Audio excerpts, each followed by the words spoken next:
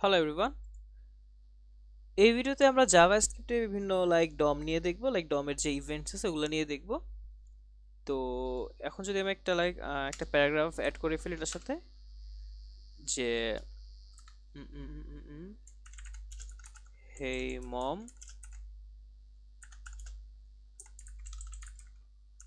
আম learning JavaScript ডম। তো যাই হোক, এখন আমি এখানে একটা স্ক্রিপ্ট ট্যাগ নিব এবং এই স্ক্রিপ্ট ট্যাগের ভিতরে আমাদের জাভাস্ক্রিপ্টটা লিখবো, ঠিক আছে? তো আমি এখানে অলরেডি একটা আইডি সিলেক্ট করে রাখছি, ঠিক আছে? তো আমি দেখাবো হচ্ছে যে document dot get element by ID. আচ্ছা, এর আগে যদি আমরা আমাদের ব্রাউজারে কনসোলে যাই, কনসোলে গিয়ে যদি দেখি, আমরা যদি মনে করো ডকুমেন্ট দেই, দেখো আমাদেরকে কত কিছু দেখাচ্ছে। হেড দেখাচ্ছে, বডি দেখাচ্ছে, বডির ভিতরে যে লেখাটা আছে H1P দেখাচ্ছে, ঠিক আছে? এখন যদি মনে করো আমরা দেই ডকুমেন্ট ডট বডি, যদি দেই দেখো আমাদেরকে জাস্ট বডিটা দেখাচ্ছে, দেখো H1P দেখাচ্ছে। এখন যদি দেখো এখানে দেই ডকুমেন্ট ডট গেট এলিমেন্ট, দেখো গেট দেওয়ার পর কত কিছু আসছে, get animation, get element by ID, তার মানে আইডি দিয়ে আমি কোনো একটা এলিমেন্ট খুঁজতে পারি, বা get elements by class name, তার মানে কোনো ক্লাস নেম দিয়ে খুঁজতে পারি। তো আমরা যখন সিএসএস করছিলাম একটা জিনিস দেখছিলাম যে আইডি হবে কিন্তু একটাই, মানে পুরা ফাইলের আইডি একটা হবে, আর ক্লাস নেম হবে হচ্ছে বিভিন্ন ক্লাস নেম কয়েকটা হইতে পারে। তো সেই জন্যই হচ্ছে আইডির ক্ষেত্রে এলিমেন্ট আর ক্লাস নেমের ক্ষেত্রে এলিমেন্টস, ঠিক আছে? আর বাকিগুলা সব পুরো। তো মনে করো get elements by class name দিলাম, ক্লাস নেম তো এখানে নাই, আচ্ছা এখানে এলিমেন্ট বাই আইডি দিলাম, এবং এটার ভিতরে হচ্ছে আমি এরকম ব্রেকেট দিব, তারপরে কোটেশন দিব, এবং হচ্ছে আইডির নাম, যেটা মনে করো আইডির নাম হচ্ছে টাইটেল। এটা দিয়ে যদি ইন্টার দিয়ে দেখো আমাদেরকে H1 টাইটেল দেখাচ্ছে। আচ্ছা, মনে করি এখানে আমি একটা ক্লাস দিয়ে দিলাম বোঝানোর সুবিধার্থে, ক্লাস দিলাম মনে করো আপাতত টেক্সট, নর্মাল একটা ক্লাস।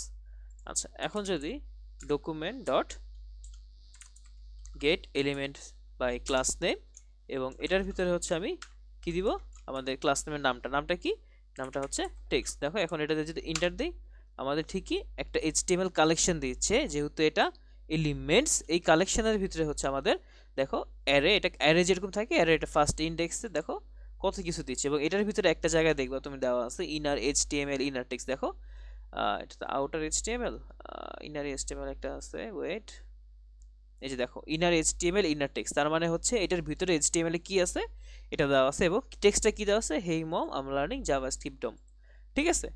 তো যাই হোক, সেটাই বলতে চাচ্ছিলাম যে মানে কিভাবে কি কি সিলেক্টরে তুমি ইউজ করতে পারো। একটা হচ্ছে document dot get element by ID, বা get element by class name, এরকম জিনিসপাতি ব্যবহার করে তুমি কোনো একটা সিলেক্ট করতে হবে। যেমন document dot get element by ID, এটা দিলা, এটার ভিতরে কি হবে, মনে করো আইডিটা হচ্ছে টাইটেল।